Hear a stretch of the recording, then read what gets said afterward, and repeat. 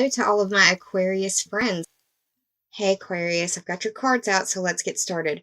The card that popped out while I was shuffling is the Page of Pentacles, so you may be starting off the second half of this month feeling like you are focusing on your money, your resources, or the things that you would expend on another human being, living thing, or situation. The Page is a younger energy. If it's a message, it's a slower moving message. By young energy, I mean very late teens, like 17, 18, 19, into very early, very early 20s. Like I'd say 23, 24 at the latest. But yeah, this could also represent, the Pentacles represent Earth sign energy. The Earth signs are Taurus, Virgo, and Capricorn, and we are having a full moon at 22 degrees of Taurus, and that's occurring in your home and family sector. So home may be important to you at this time, family may be important to you at this time. If that isn't resonant, then it may be your roots or your foundation. Now let's get started. The first card that I drew for you, and this represents the present situation, this is the Two of Swords upright. The Two of Swords, look at this little moon back here in the back. It's kind of like repeating the theme of the Page of Pentacles, if you will, by showing up as a little moon. I see this as past the full moon, and I see this as the full moon right here. And it's going to be a super moon, like the biggest in 70 years. So get outside and enjoy it while you can. You've had 2 different videos giving you a heads up to it. So go out there and bask in those lunar beams. They will be strong. But this Two of Swords represents a decision. Something that needs to be made. It's a decision between heart and mind, or emotions and mind, because of the water in the background. The swords represent air sign energies and the mental faculties for me. The air signs are Gemini, Libra, and you, Aquarius. The number 2 in this card represents the second house. The second house is the house of your values. It's the house of your possessions, your money, your earning ability, your self-esteem, and it's also ruled by Taurus. So the second house is ruled by Taurus. So this could be a situation where you're rethinking the financial aspects of your home or something to that effect.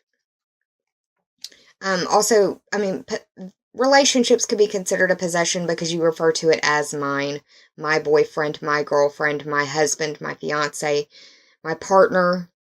You get what I'm going with? With the blindfold on, it seems like you need to follow your gut more than your mind.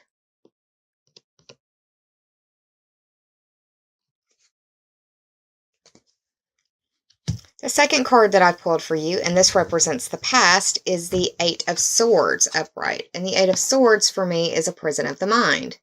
The swords once again represent air signs or the mental faculties. The air signs are Gemini, Libra, and you, Aquarius. The 8 represents the Scorpio ruled house of other people's money, dealing with regeneration, transformation, metamorphosis.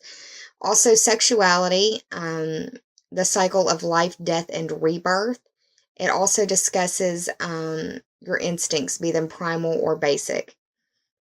Now, this card, the symbology in it is that you really are trapped in your mind, and that, like I said, this represents the past, so this could be the very recent past.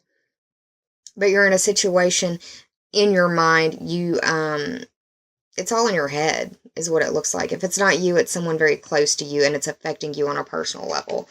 I want to say the person may also have some fire sign in them because they're wearing a lot of red right here, or dark orange, looks like red, kind of rusty. I think fire when I see that color. But she's not being held here against her will. She's wrapped very loosely in linen or muslin or some thin cloth where if she wanted to, she could bust out. She doesn't have to be Harry Houdini to get out of this. The background color of this card is gray, which makes me want to tell you that it could feel foggy for you, or it could have felt foggy for you as well. Or you could feel like you just don't know the answer or which way to go, which once again, you've got the present situation with a blindfold on and the past situation with a blindfold on. And the interesting thing about the blindfolds as well is we've got Neptune going station direct in your second house. Hello, synchronicity. Second house, Neptune, a lot of water in the background. Not that Neptune represents water planets, but it's boundaries and nebulousness, and but it's like this Neptune going station direct is going to help you figure out your values, your self-esteem, your possessions, your earning ability is what it's looking like. The third card that I pulled for you, and this is the obstacle, is the Seven of Cups. And the Seven of Cups is also upright, and I think this is you right here. The Seven of Cups traditionally means just too many choices, not being decisive, not being able to make a decision.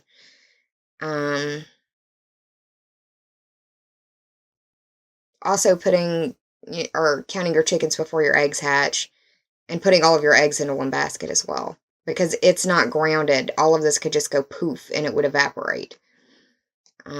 It's also a be careful what you wish, it's a be careful what you wish for card as well. The 7 represents the Libra ruled house of your partnerships and how you identify who you are through your relationships with others. It also speaks to open enemies. Open enemies is someone who you would testify against in open court. It's also someone who you would possibly get in an argument with online in some way through social media or something to that effect, where it would be some sort of communication going back and forth and other people being able to witness it and or see it, or it could have been communication online that was being hidden and is now being brought forth. And that's how I see it in this card, in this particular reading, in the way that it's laid out. And if you just heard that noise, I'm sorry, that's my neighbor's air conditioning and heating system, and every time it goes off, it sounds like the world's going to end. Sorry. So, the cups represent water signs. The water signs are Cancer, Scorpio, and Pisces. So this may involve some water sign energy. And in the first two cards, we do have a symbology of water showing up in both cards as well. So that only heightens the idea of this being an emotional time for you.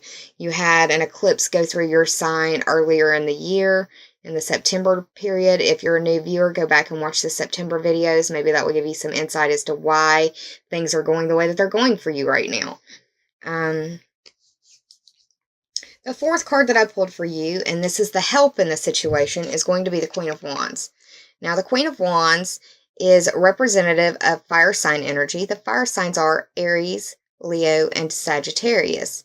Now, you don't necessarily have to have this energy in you, but it's just representative of what the fire signs are. If you want to embody a fire sign, the best way to adopt that mentality would be to be courageous, brave, impetuous, a little forceful. It's kind of look before you leap sort of energy, if you will. I really think of Leo when I see her because of the sunflower right here. The sunflower is predominant on the Major Arcana Sun card, which is representative of Leo, and also with the feline energy down here, the lions on her throne. It just feels very Leo. Doesn't have to be, but just feels it. The Leos are known for being royal, and you could be dealing with someone, or you may be needing to adopt the mentality or the attitude of royalty. You also need to embrace your ego. And that's not something you would normally hear me say, but sometimes that has to happen.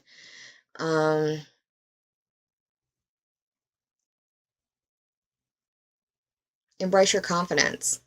Believe in your confidence. Nobody else is going to believe in you if you don't believe in yourself. This Queen of Wands is also very eager. Now, in the old school, they would say that this queen was promiscuous because her knees were apart. But for me, being the individual that I am, I see this as an eager queen, eager to stand, eager to fight, eager to do whatever she damn well pleases. And that may be what you need in your world right now. If not her as an energy, her as a person. This is the help that will get you out of there. You may have to light a fire under your own ass, Aquarius. I don't know. The possible outcome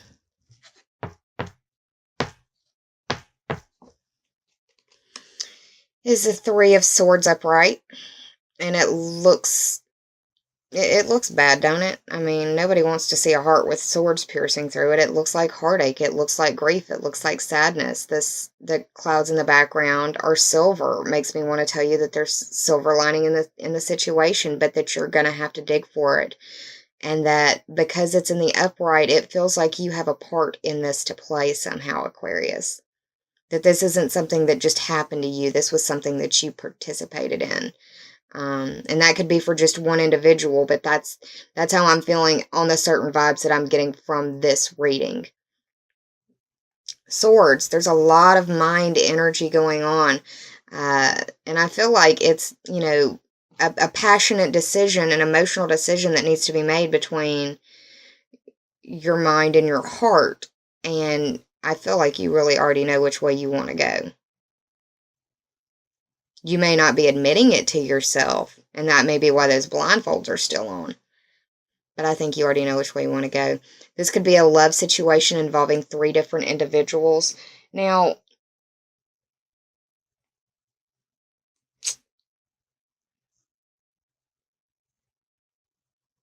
you're having the full moon on the 14th or 15th of the month, depending on where you live on the planet, in your 4th house, and that's home and family. It could be a big argument that pops off.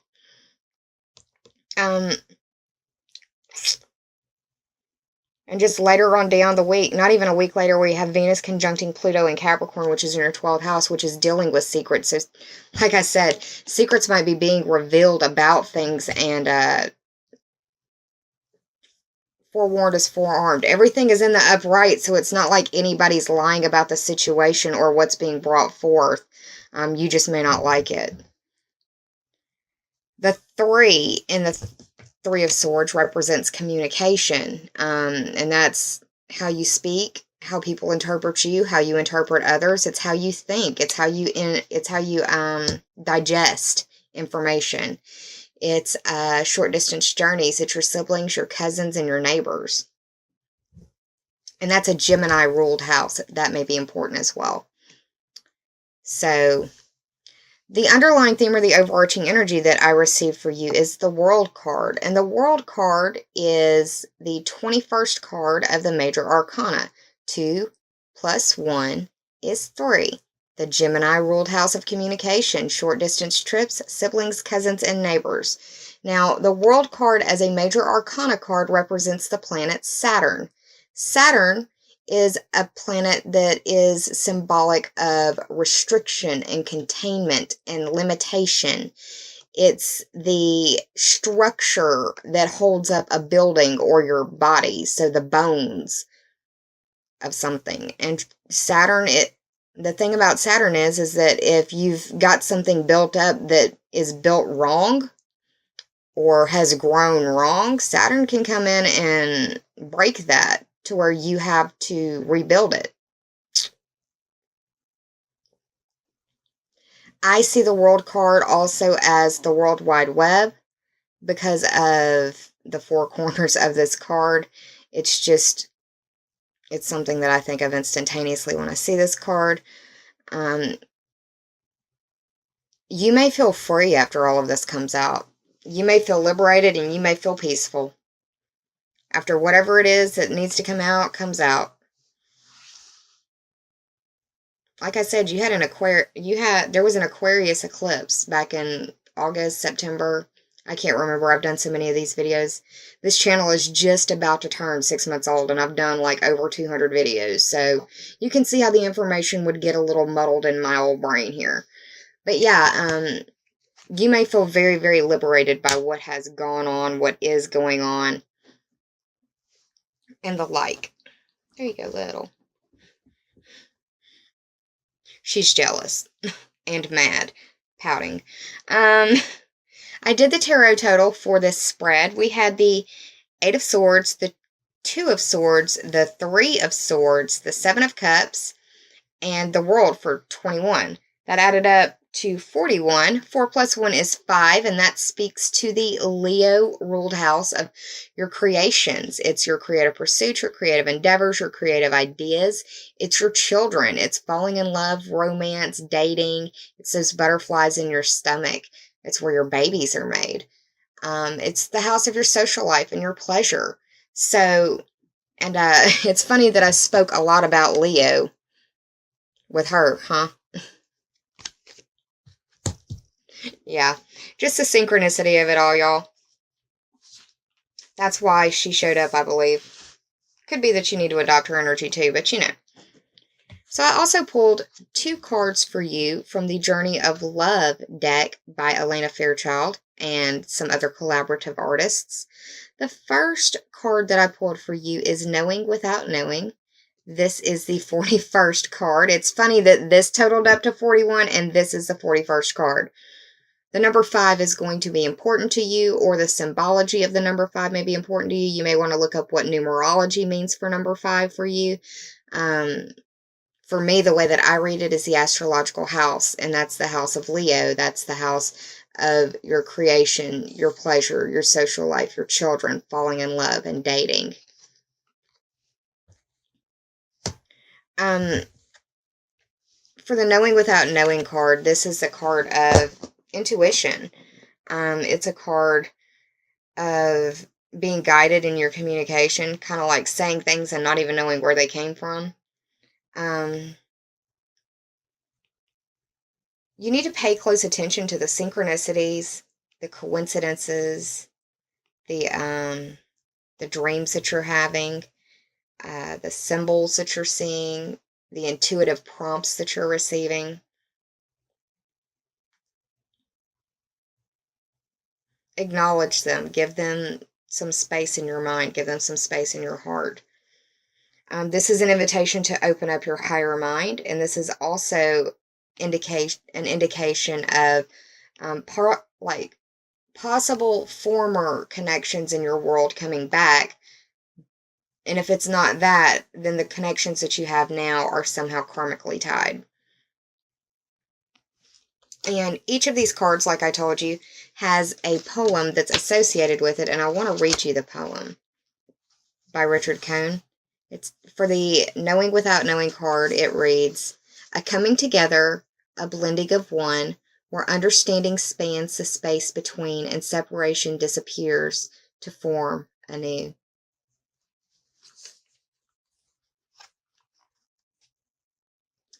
I totally lied to y'all. That was the one for 39. So let's try this again. The 41st card, somebody may have needed to know that message, so if it was, shout out. Let's try this again. For the Knowing Without Knowing card, I had the wrong page marked. It is, "I have been here before. Aromas open the door. I walk through knowing." Okay. Sorry about that, y'all. The second card that I got for you is the Heaven card.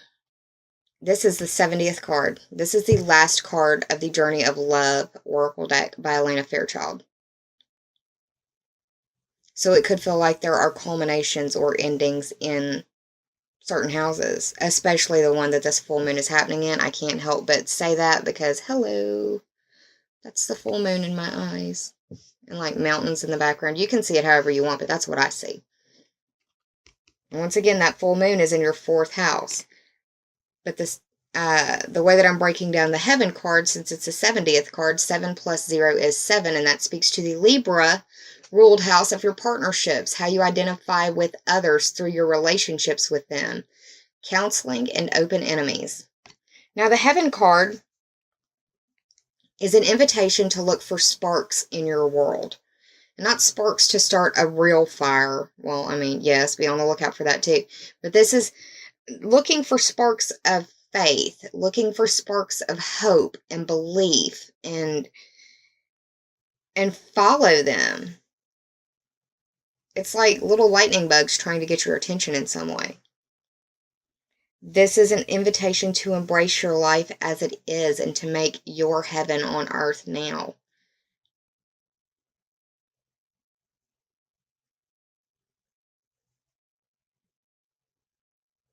Remember, we're supposed to be, not only learning, but enjoying life too, right? Try to enjoy it as much as you can. This is a call to you for more love, for just more love, more compassion, more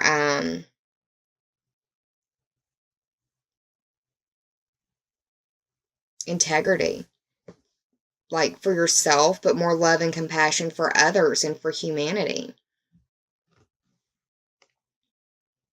Could be feeling very spiritual.